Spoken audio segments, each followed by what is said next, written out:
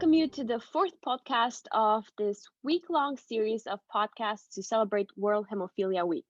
Today's podcast will focus on public policy.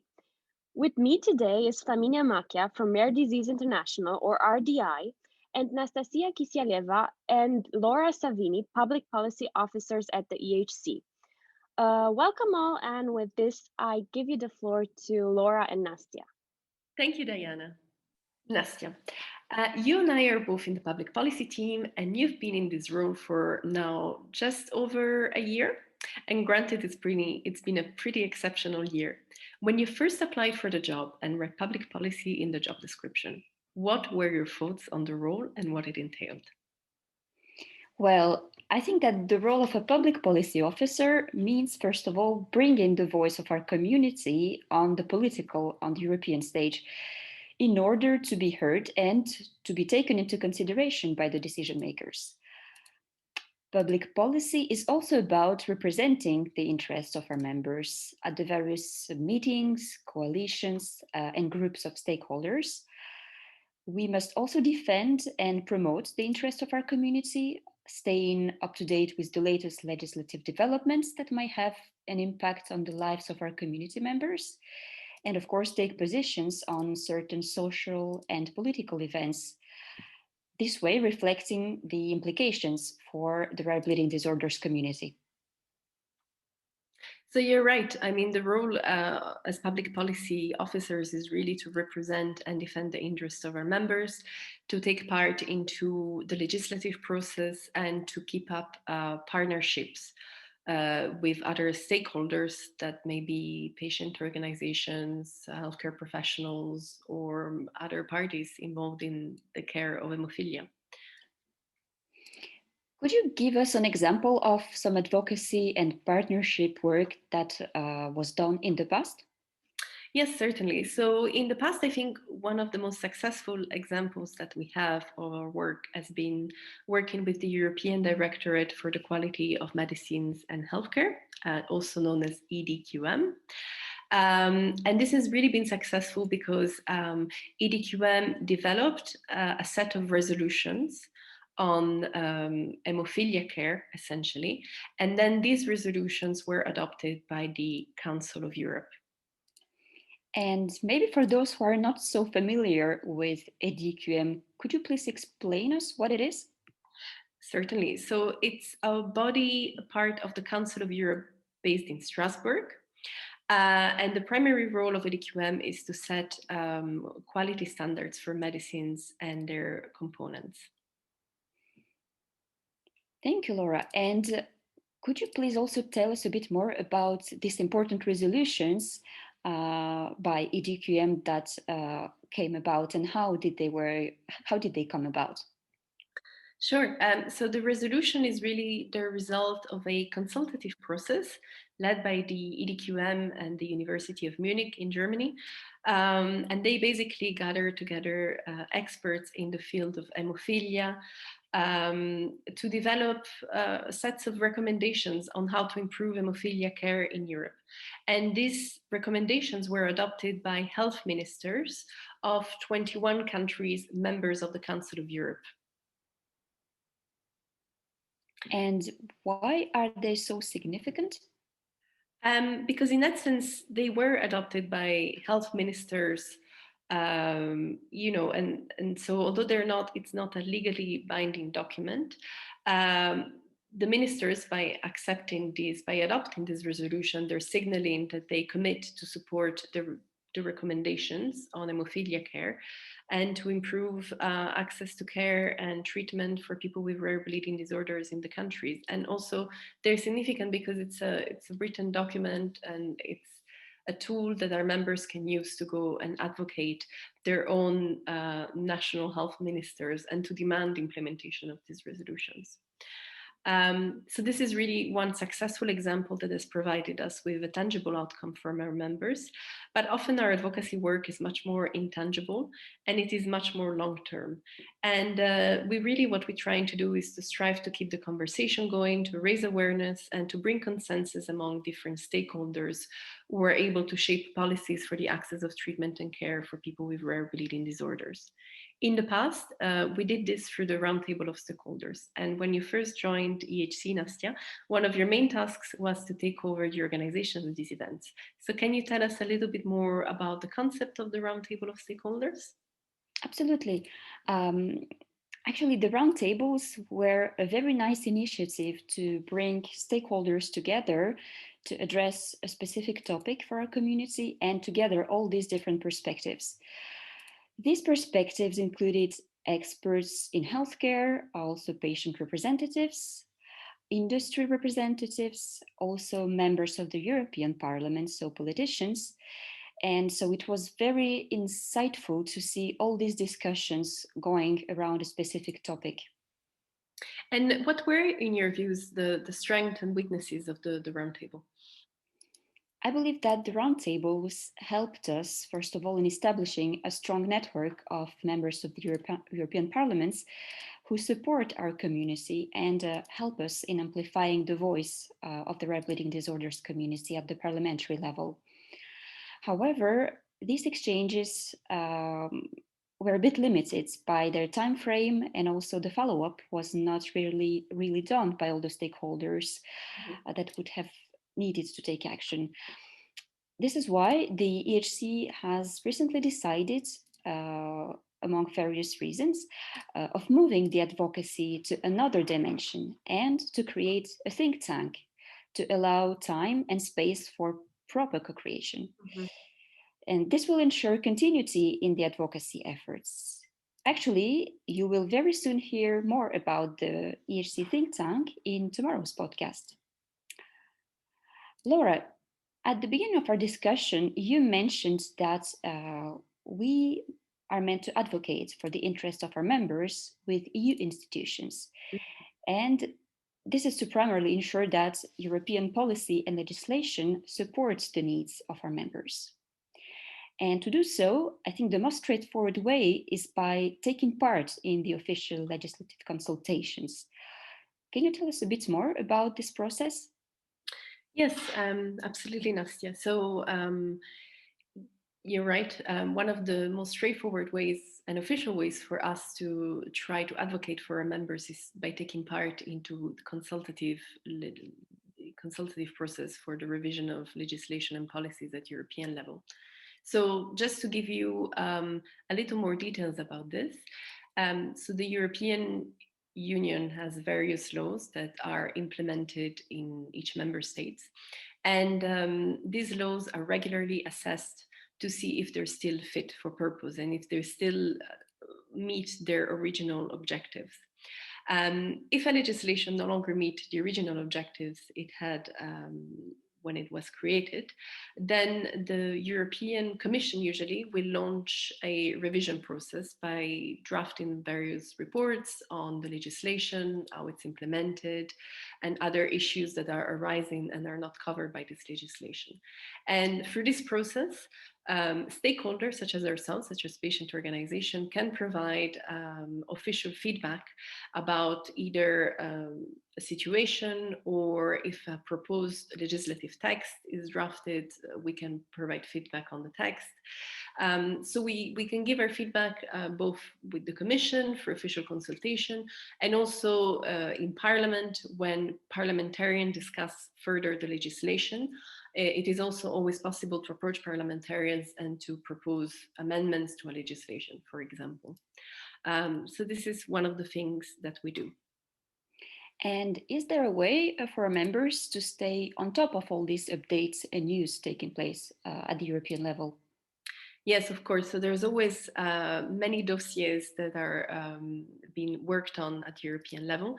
And we try to give our members a little glimpse and some information about what is happening at European health policy and legislative levels through a document that we call the European Health Policy Quarterly Report. And this is issued every quarter.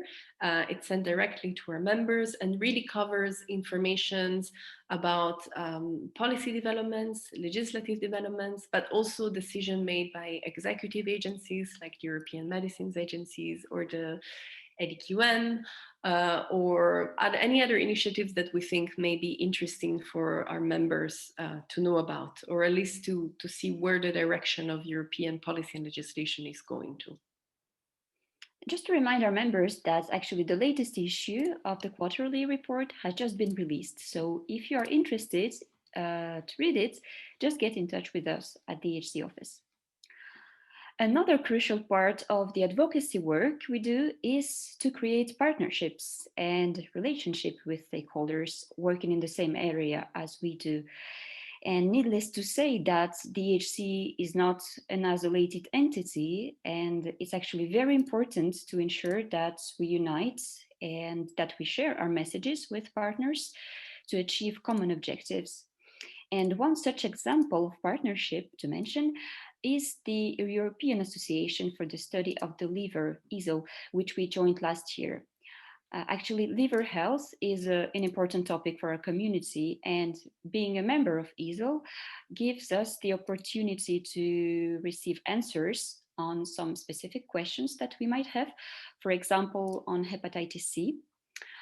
Therefore, we continually monitor the developments in this area and are actually very pleased to be a member of EASL. Other partnerships to highlight, I think, are, for example, partnerships we have with other patient organizations, such as the European Patient Forum and EURORDIS, Rare Disease Europe. It is worth reminding our listeners that although hemophilia is a rare disease, we are in some way lucky to be better served than most of other rare diseases. And this thanks to the experts we have and all the specialists in healthcare and the diverse choice of treatment, of course, in the countries who can benefit from it, and access to good diagnosis and so on. And in the second part of this podcast, we will hear from Rare Disease International, or RDI, which is a global alliance of patient organizations representing people with rare diseases. Yes, and I think it will be really interesting to see how RDI, which is a much larger scope in terms of diseases and geographical coverage, because it covers the world, how they prioritize their work for all these different diseases that they cover. So Diana and Flaminia, welcome to the podcast. Hello, Flaminia. So we are delighted to welcome you with us. Flaminia Macchia, she's the Executive Director of Rare Diseases International. Flaminia, what is this organization and how is it related to EURORDIS? Yes, thank you very much for inviting me. So Rare Diseases International, RDI, is the Alliance of Rare Disease Organization that represents persons living with the rare disease across all rare diseases and across all nationalities. We are a strong common voice for the community of persons living with the rare disease and their families.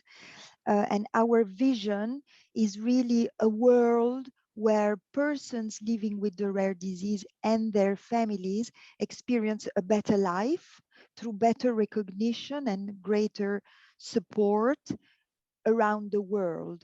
So the link with EURORDIS is that RDI was launched by EURORDIS together with other national alliances from the US and Canada, Japan, Australia, Russia in 2015. And RDI progressively became a more independent organization. And now RDI has a separate legal entity since the end of 2018. And now RDI currently has 78 member organizations, which are national alliances, such as NORD, CORD, Rare Disorders Kenya, the Indian Organization for Rare Diseases, but also international federations, such as the World Hemophilia Foundation, and of course also regional organizations like EURORDIS for Europe, APARDO for Asia Pacific, Alibert for Latin America.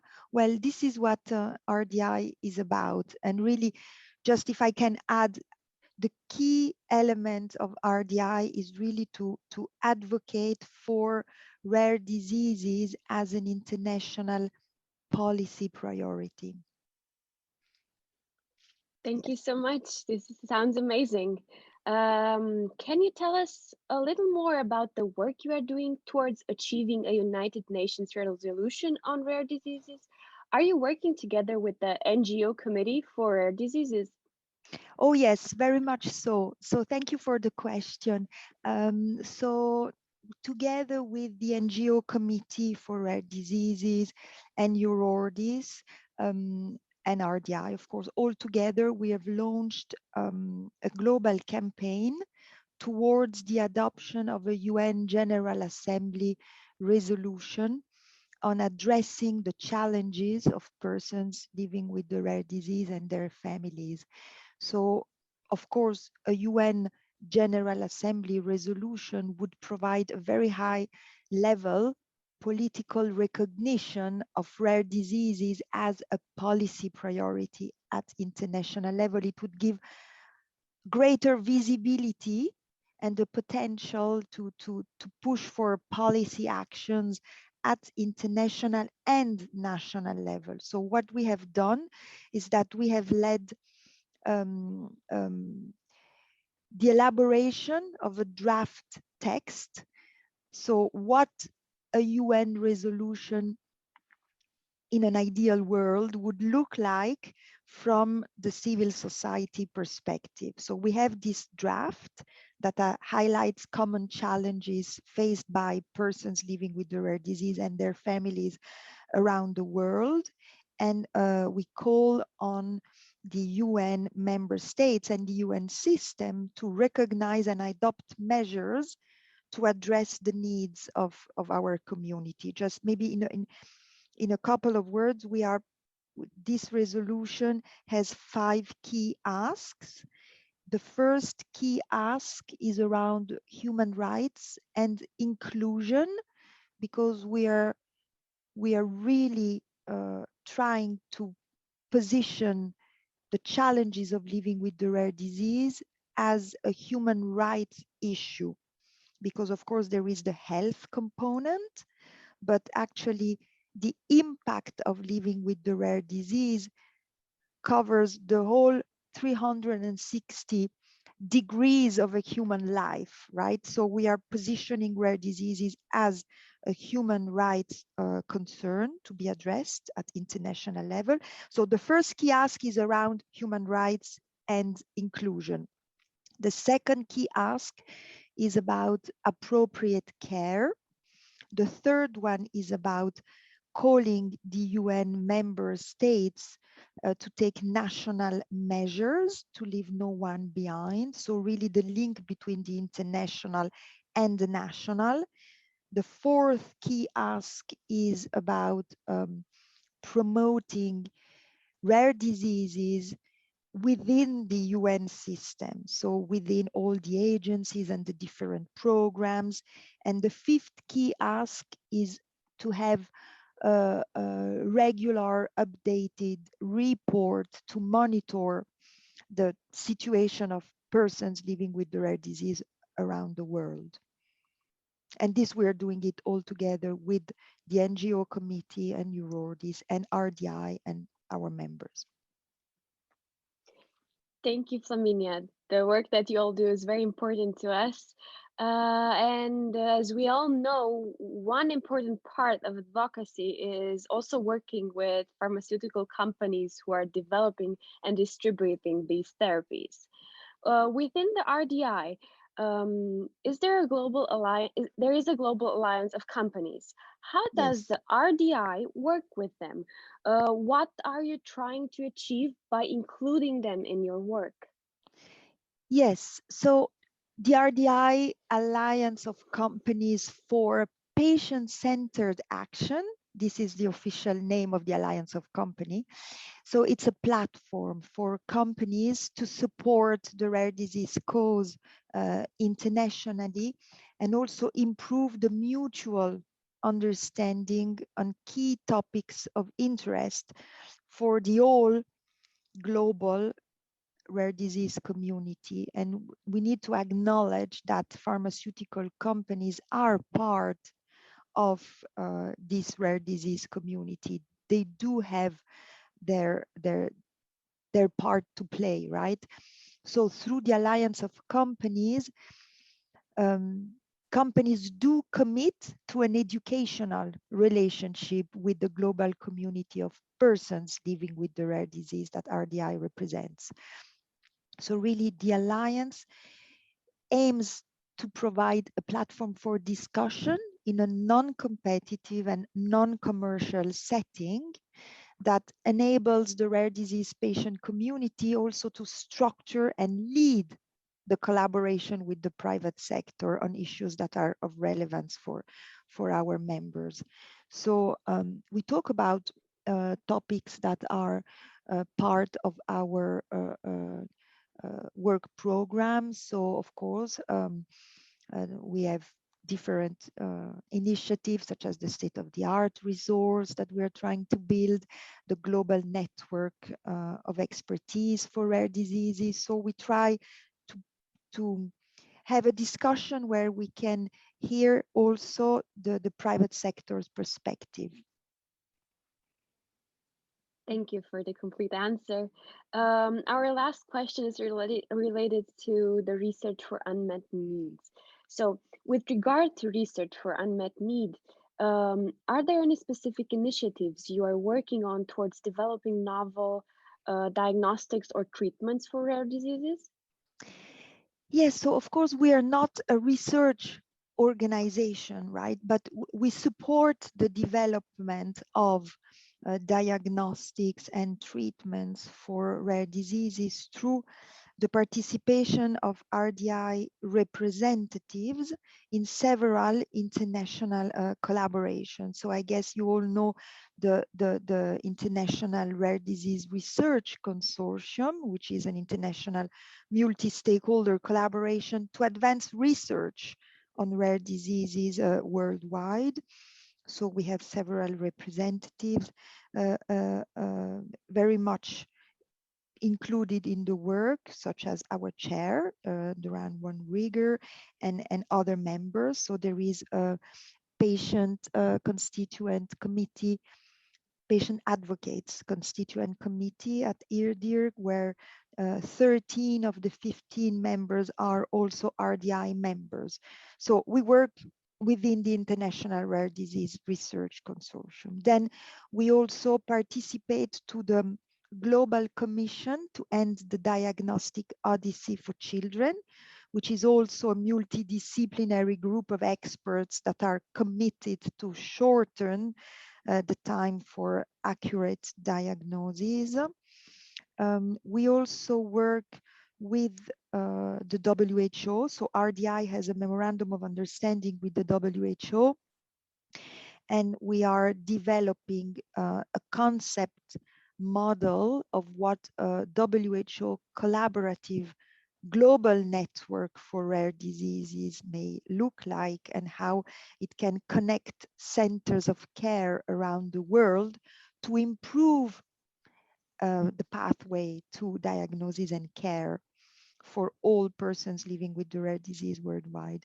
So yeah, we are very much, we have been, and we are going to be for a couple of years more, very involved into this work. We're actually leading the whole mapping exercise of needs from the patient's perspective, and how the model can be developed and fit and be best fit for providing the most appropriate expertise that exists to all persons with the rare disease around the world.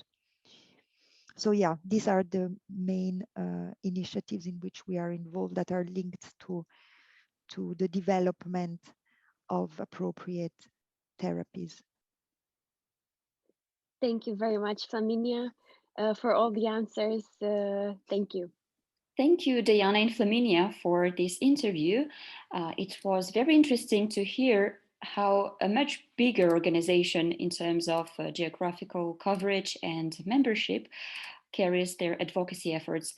And we actually feel very fortunate to be included in the work of such an organization via our membership to Eurodis. Yes, and I think, Nastya, what Flaminia was talking about, how they approach taking care of rare diseases as a human rights issue, it's really interesting and very insightful and really relevant for all of our members, as we advocate that all patients should have access to therapies and diagnosis and care. We hope that you enjoyed this podcast. We're now coming to the conclusion, and we hope it gave you a better insight into the work of the HC in the area of public policy. Happy World Hemophilia Week. Happy World Hemophilia Week.